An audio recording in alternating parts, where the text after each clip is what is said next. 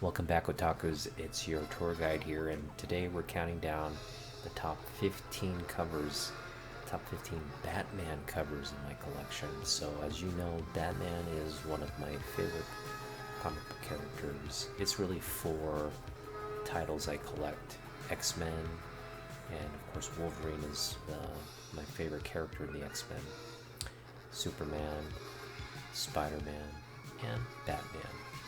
So, really, there are a lot of great Batman collectors. Batman comic book covers. So many great classic covers.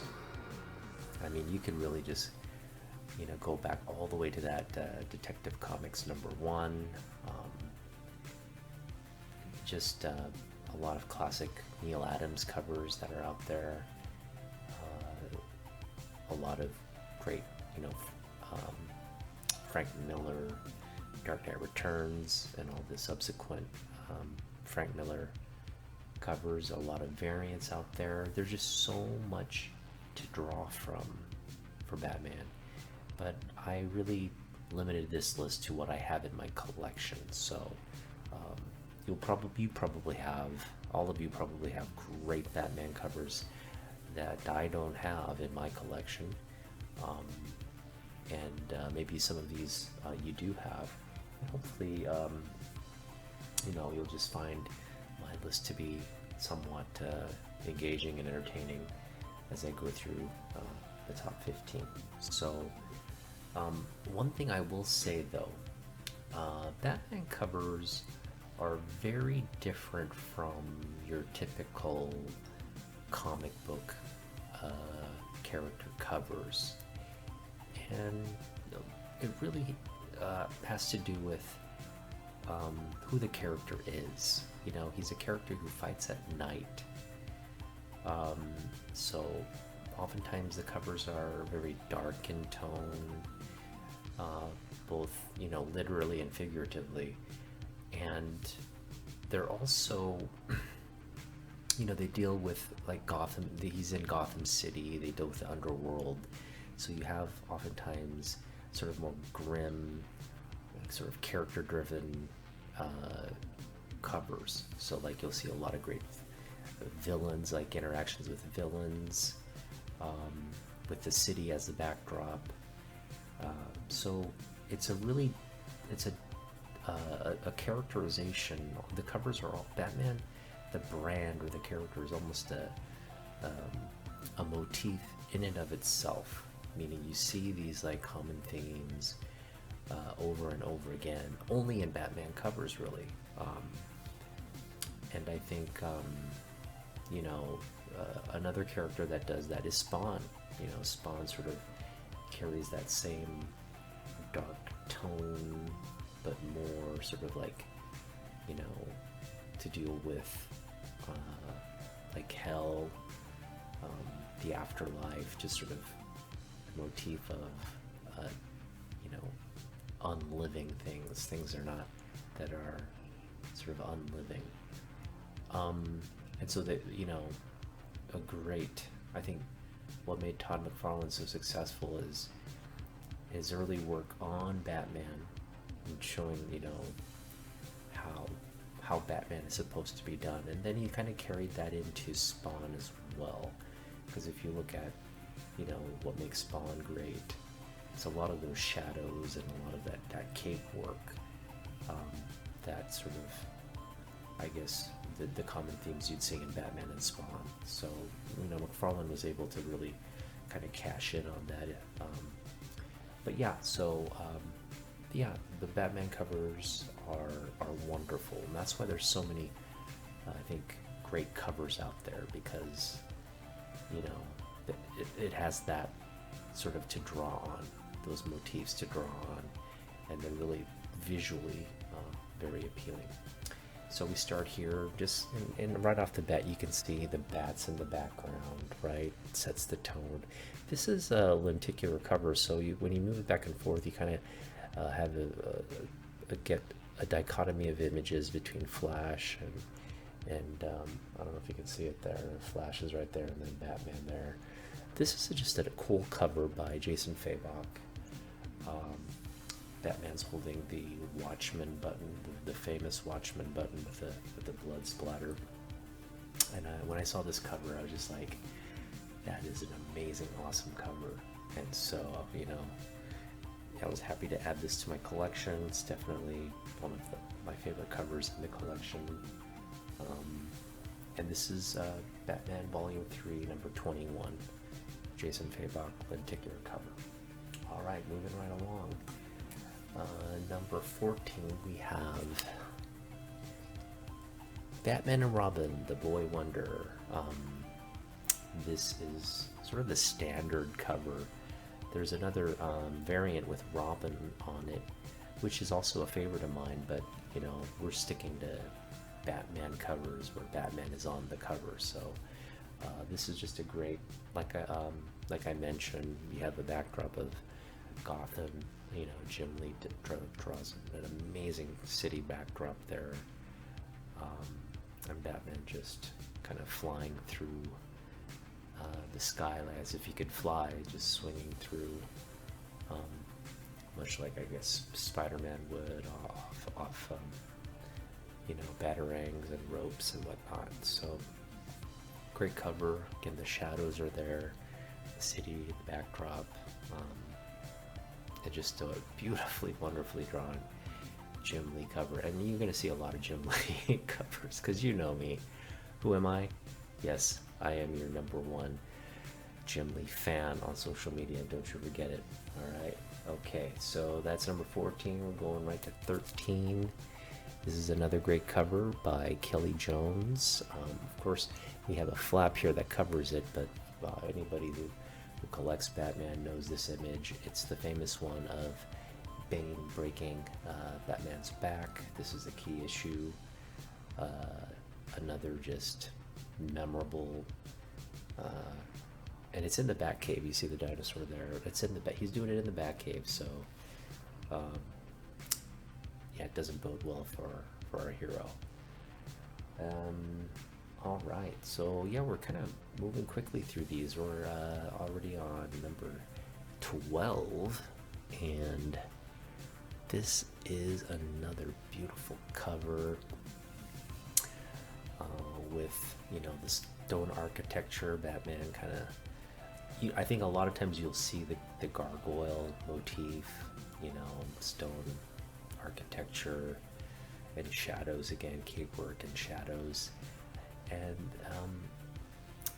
this kind of pose and the way he looks reminds me a lot of Spawn, really. Like you could kind of tell, I think David Finch sort of, I don't want to say it's an homage to McFarlane, but you get that sense. They're very similar images to like a Spawn 1, or even the famous ASM, Spider-Man #1 image. But yeah, great work by David Finch. Just a beautiful image. You get the bat signal there in the background. Another beautiful image. All right. Here we've got Superman, Batman, and I covered this. This cover was a favorite of mine in my Superman list. It's also a favorite of mine in the Batman list, because Batman's there. He's on the cover. He's holding these swords. Looking pretty menacing, I guess, with those two swords. Yeah, the Trinity. Anytime you have the Trinity on a cover, it's a great cover. And Jim Lee, masterful work once again. All the heroes look great. They're surrounded by monsters. There's a lot going on here. Another great cover. So Superman, Batman, number 10. And yeah, I guess we're now on number 10. We're in the top 10 now. And this is a cover I recently picked up. And man, do I love this cover. This is a Batman Volume 2, number 51. Great Capullo cover. And it's beautiful. It's just a beautiful cover.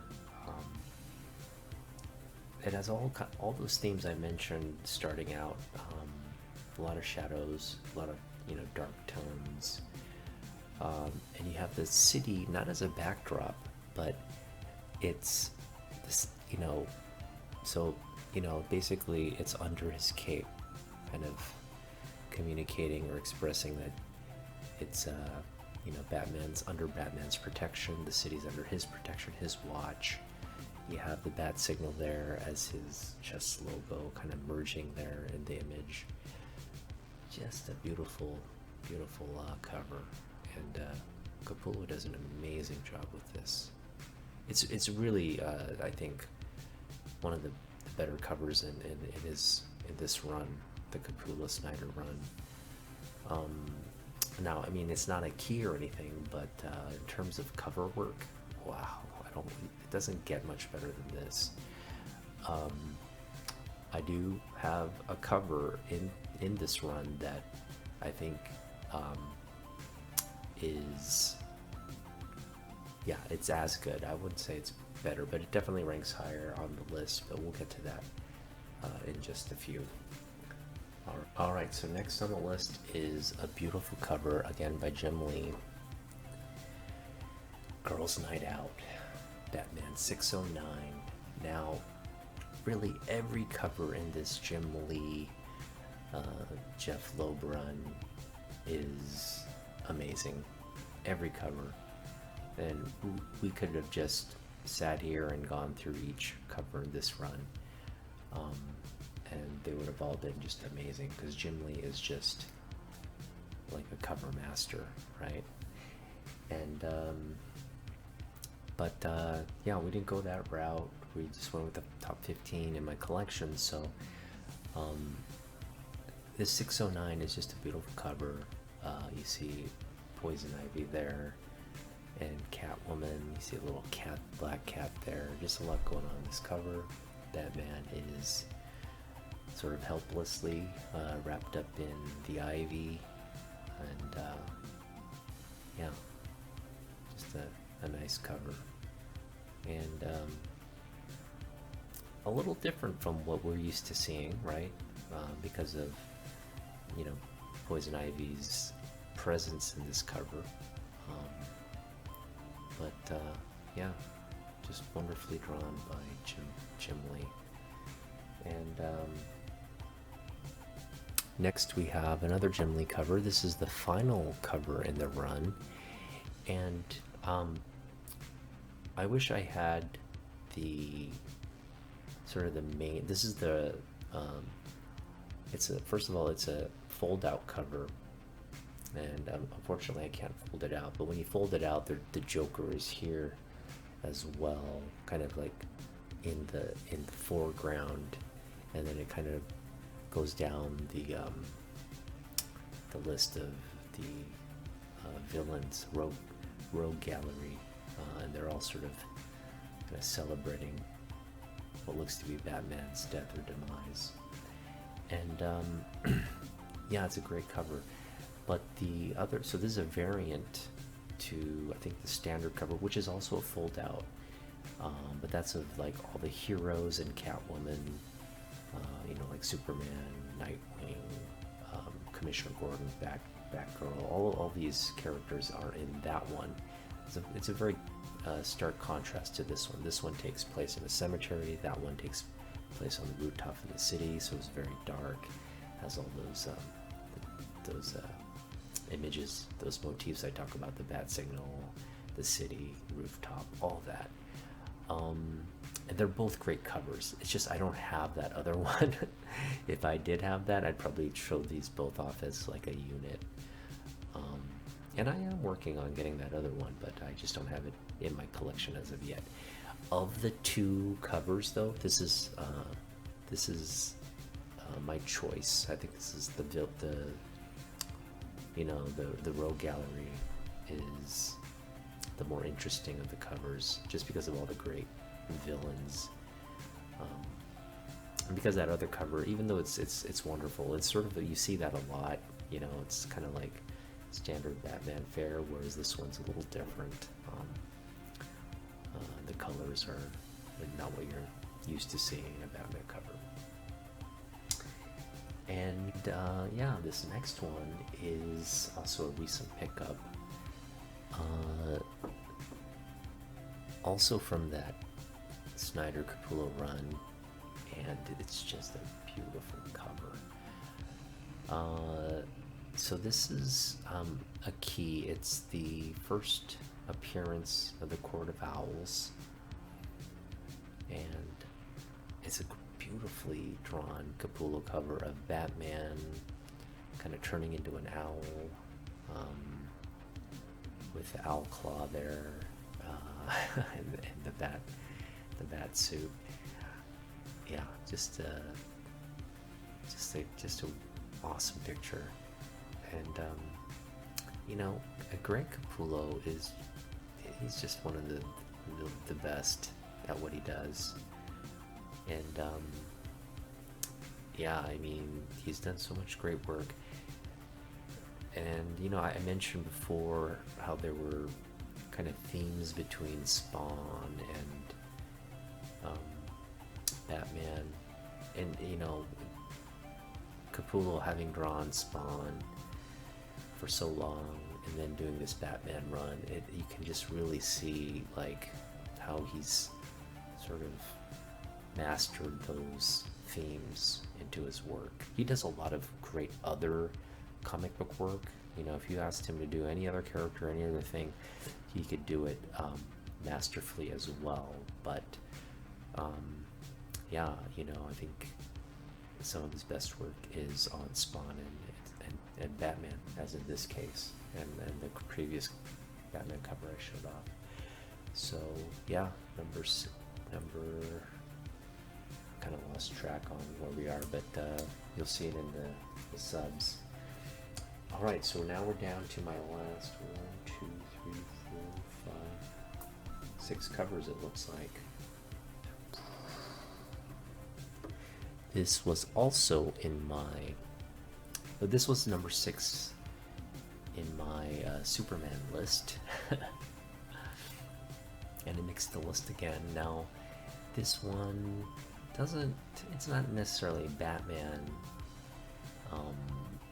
who's the focal point on the cover. Superman is the focal point, but Batman's in the cover, so, and this is just one of my favorite just images of all time, so it had to make the list.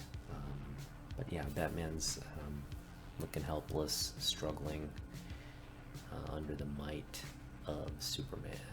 Yeah, I just love this image.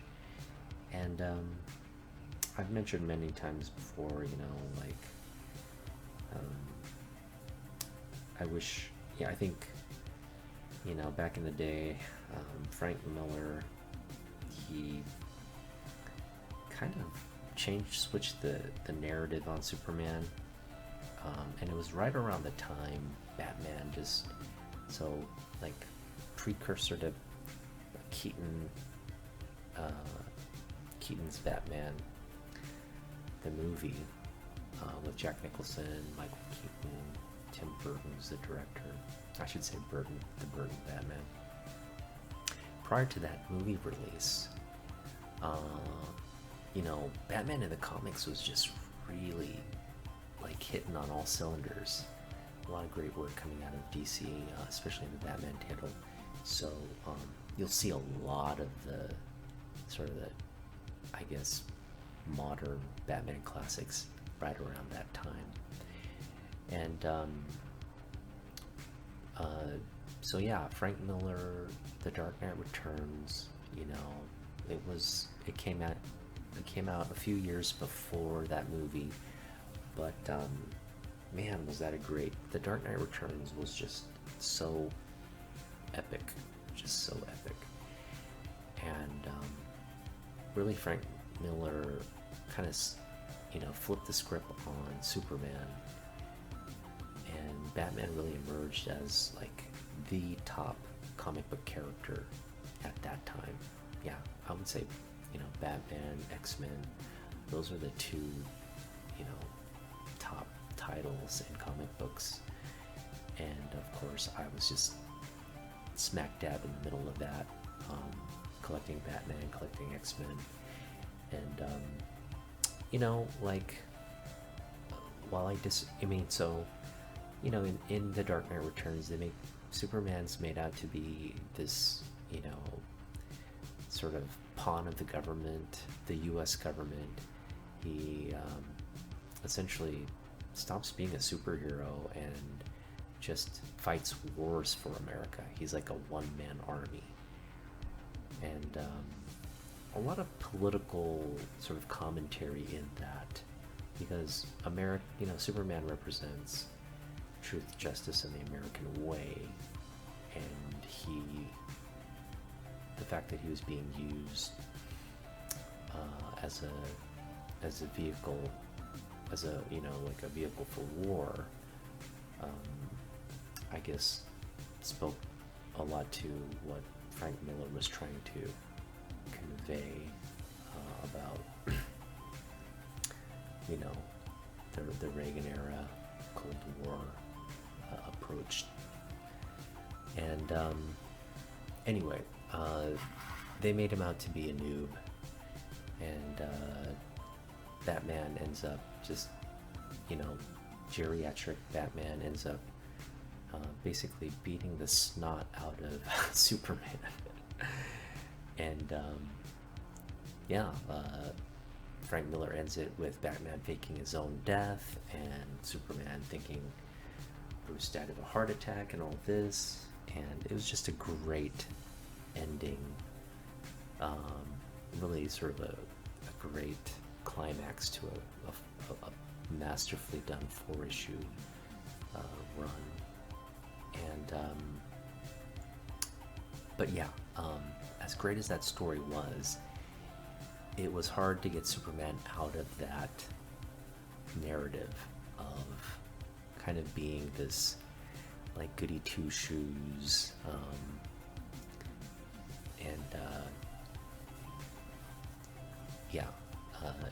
I guess just falling out of favor with a lot of like comic book collectors and fans. It just felt that way, even though that the Frank Miller miniseries, even though I enjoyed reading and all that, I didn't buy into that, and Superman was still my favorite character, and I kind of disliked that whole idea of Superman. I mean, it works as for Frank Miller in that story, but I just dislike the idea of Superman not being able to see, or being some kind of like tool, used as some kind of tool. I just don't think that's in line with who the character is. But anyway, I can't go back and rewrite Miller's book, but what I can do is we can just kind of move on and agree to say Superman's still the best. But yeah, moving on, we got number 5. This is also from Frank Miller, and this is a Dave Mazzucchelli cover. Just grim and dark, the moment Batman's born. Yeah, Batman Year One, Part 1.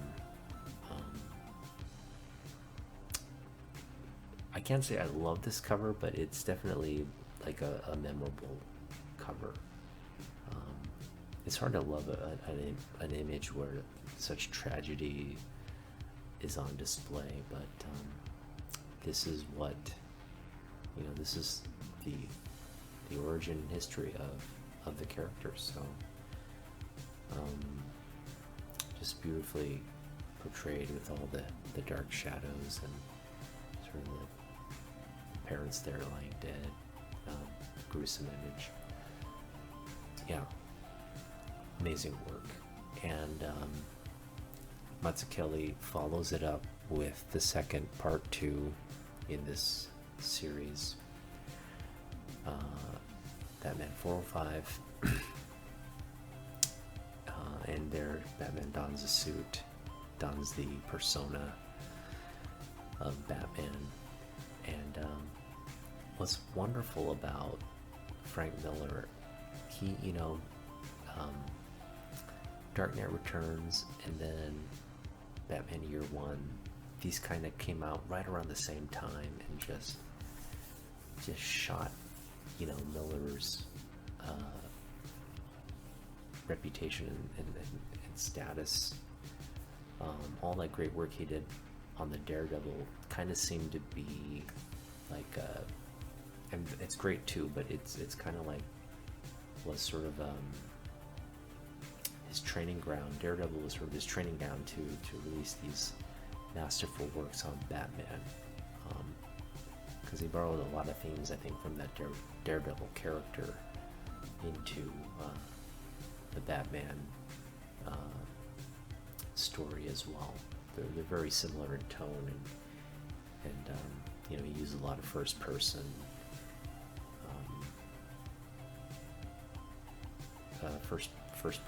sort of point of view in the storytelling. So amazing work. All right, we're down to our last three, and number 3 is Batman 400, and this is a beautiful cover by Bill Sienkiewicz, and yeah, just wonderful tones. I personally like the blue cape and cowl of the sort of the Silver and Bronze Age Batman, kind of prototypical to that classic age of Batman, and it's represented here on this cover with the classic suit of Robin as well. Joker's there in the background. There's a bat. There's just a lot going on in this cover. Just a beautiful piece by Bill Sienkiewicz. Okay, number 2 on the list is Batman: The Dark Knight Returns, number 1, and this is just a beautiful cover by Frank Miller and Klaus Janson. Just perfect, just a perfect cover. Classic, and it's just simple. It's a silhouette in the night. So without that lightning flash, Batman's it's essentially dark, pitch black, and boom, the lightning crashes, and we see the silhouette of Batman just kind of flying and flying through the night sky. Beautiful tones on this. That image is just, yeah. I mean, this could go down as like one of the best covers ever, right? And definitely is a slab-worthy cover as I've done. I'm disappointed in this grade. I got an 8.5. Oops. And I've outlined, if you go back and watch my unboxing video, you'll understand why I was so upset. Essentially, and I mean, it's fair. I shouldn't complain, but this is a perfect book, written out for that nick. You can see it right there on the corner. That nick right there got us the 8.5. And man, what? Other than that, there's not much wrong with this. This is not a book that's been read. It's I got it off. Basically, back in the day, I bought it off a comic wall, bagged and boarded, and but unfortunately I didn't thoroughly check the back, and there was that nick there. So kind of when I submitted this book, it's been in a bag and board for so long, you know, I just kept it in the bag and board. And that's the thing, like, I don't like take my books out and kind of thoroughly rummage through the condition. I bought this book, you know, and I just kept it in a bag and board and submitted it to CGC without really looking at that back corner. But yeah, there it was. When I got the slab back, there it was there. It was very obvious, and the only person I can be mad at is, you know, myself for not having checked it. But either way, it doesn't detract from this cover. You can't really see that nick from the front, so it's all good. And an 8.5 grade isn't the end of the world, so I may want to pick up a nicer or a higher grade copy at some point, but I'm fine with 8.5. This is, you got to remember, I got this comic book at my LCS. I think it was I want to say it was 91, 92. It was around that time when I went and bought this, and I think I paid like 20 or 25 bucks at the time, which is really expensive for a book. It's expensive for a book to pay $20 or $25 for a wall book, and I did because it was just, again, like all the reasons I mentioned, why this was a great cover and the story. This was just something you just had to have in your collection. So I also had number 2, which is also another great cover of Batman, kind of like, you know, beaten up when he fights the mutant in that mud pit, right? That was another great comic book, and I read that in like early middle school, and just remember it was so violent, and you know, it was one of those like kind of like PG-13 type books. I guess it was, you could say it was truly a graphic novel in that sense. But yeah, a lot of sort of violence and gore in that book as well. And that's another great cover, and that's another great cover I hope to pick up. I want to pick up this entire run. They're just kind of pricey now, so I'm just being patient and waiting. Unfortunately, none have come across my way, so I'm gonna have to turn to like eBay or some auctions. But again, hoping to get them in unread copies. That's the issue with a lot of these copies, is they've been it's a square bound book, so you see the spine breaks, and a lot of them are just in bad shape with corner dings, you know, edge wear. It's a cardstock cover, so it's very hard to keep in high grade unless you've kept it in bag and board like myself. But anyway, let's get to the top book in my collection now. So I'm just going to take this off here because I actually don't physically have the top Batman cover with me in my collection. It's currently at CGC, and it's this book right here. Yeah. As you can see, it's my signed copy. So this is just from my Instagram, and what you'll notice from this post is, hang on here, let me go out of here for a minute. So yeah,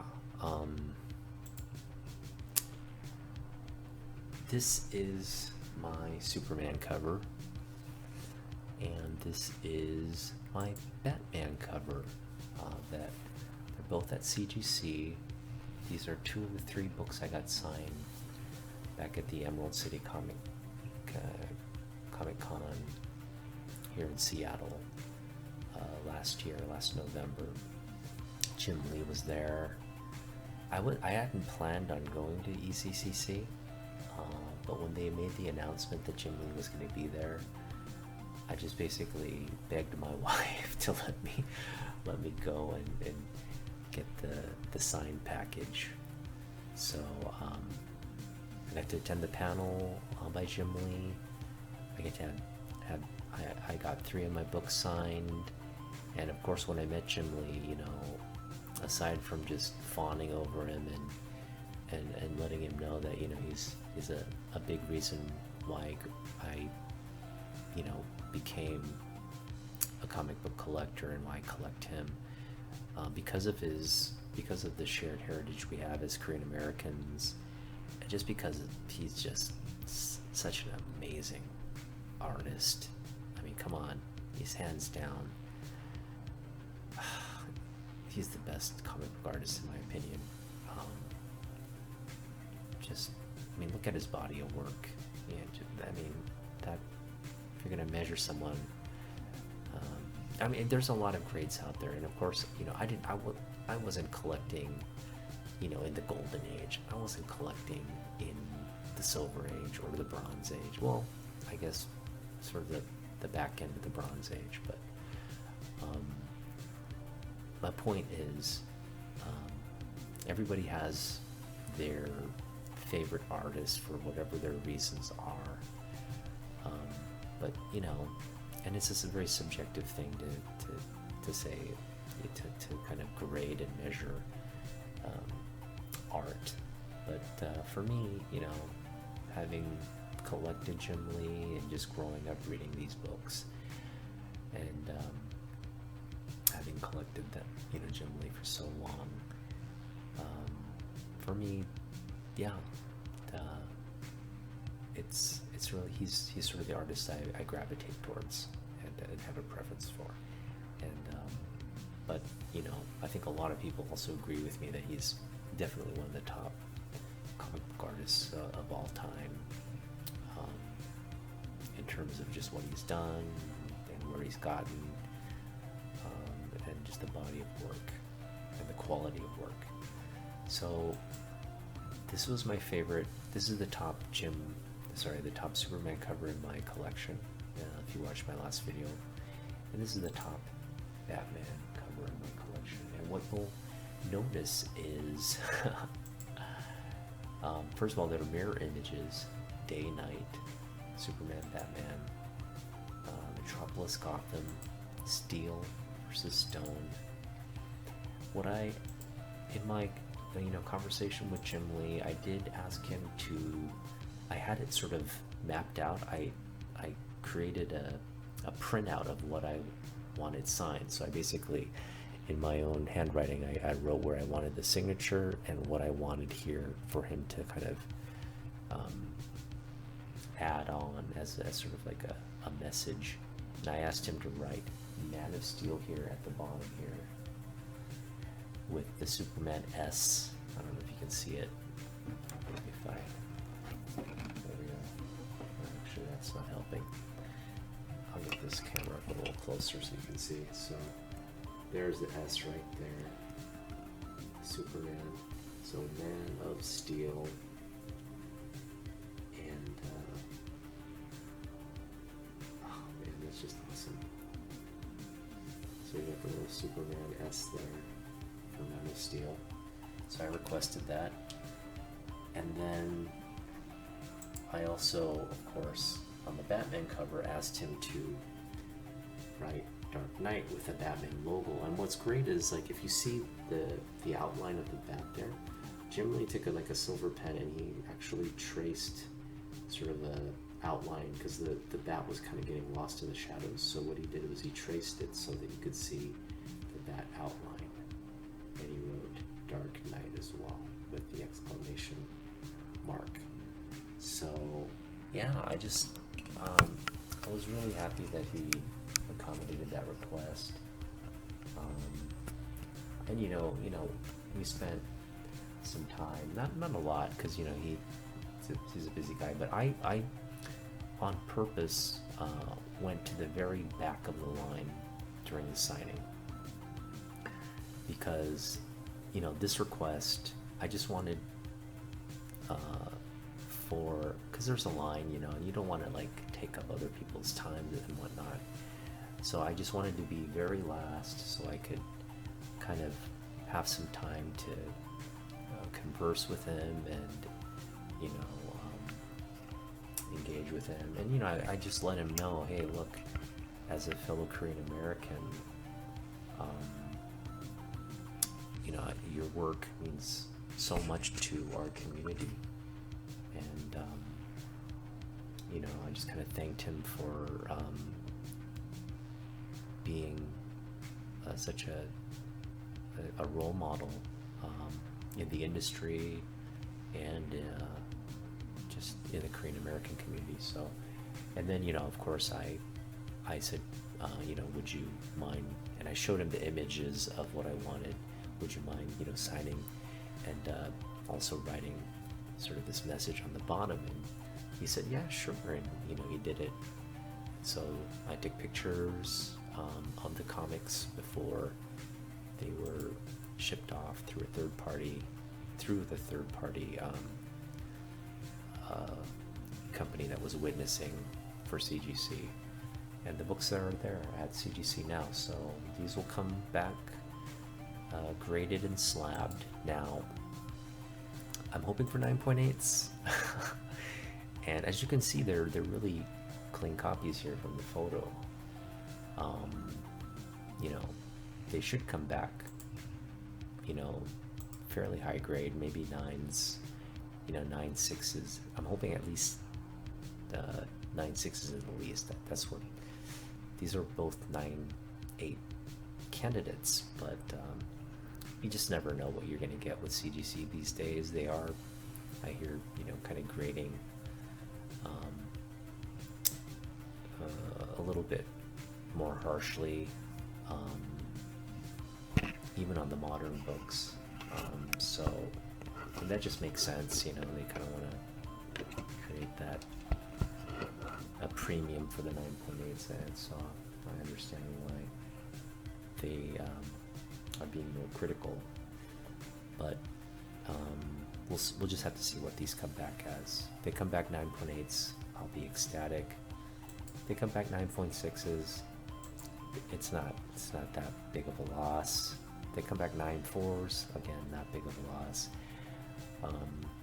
These are just memories of hanging out and with again my favorite creator in comic books. There's no one that's gonna supplant Jim Lee. So yeah, I'm glad I was able to kind of share my signed books, and go back to this image here. Yeah, just a beautiful image at the top Batman cover in my collection. It's Batman 608, the second print. Everything wonderful about Batman and the cover is just here on display. That cape work, the pose, the gargoyle, the city backdrop, the tones, just amazing. And then this cover's made extra special with the fact that Jim Lee signed and personalized this book for me. So yeah, shout out to Jim Lee. And let me know what you think of these Batman covers in my collection. And if you go into a signing event and you're kind of struggling with what should I get signed, if you're going to signing with Jim Lee and you are struggling to select books, I would recommend you can totally swipe my idea if you want. Well, you know, I would hope you would not swipe it, because I'd like this to be a true one of ones. But the fact that I'm featuring it here on YouTube, I'm opening myself up to, I guess, getting swiped. But I don't mind. You know, it's really, I was really pleased with myself that I came up with this idea. So the fact that I'm showing it off, feel free to do it. But yeah, for me, this idea just came to me, and I said, what better way to have these in my collection and signatures to add these added features with the S logo, the Superman logo there, and the Batman logo in the Man of Steel and the Dark Knight. They're sort of the other references to the character. So yeah, I've been rambling on long enough, but hopefully you enjoyed this video. The top 15 Batman covers in my collection. Let me know what you think, and you know, hit like and subscribe and all the good stuff. Tell your friends, tell your family, come check out the Otaku, because he puts out a lot of interesting, I guess, videos about his collection. And yeah, hopefully I'll get to add some more books. And I'm going to be doing the CGC submission video soon, but I kind of have an idea of what I'm going to submit. But when we get around to submitting it to CGC, I'll let you know once I have that invoice and everything really ready. But again, I think we're going to have maybe the top X-Men covers in my collection coming up soon, and then we're going to end with the top Spider-Man covers in my collection, so just keep an eye out for that. And again, let me know what you think. We'll see you in the next one. Thanks.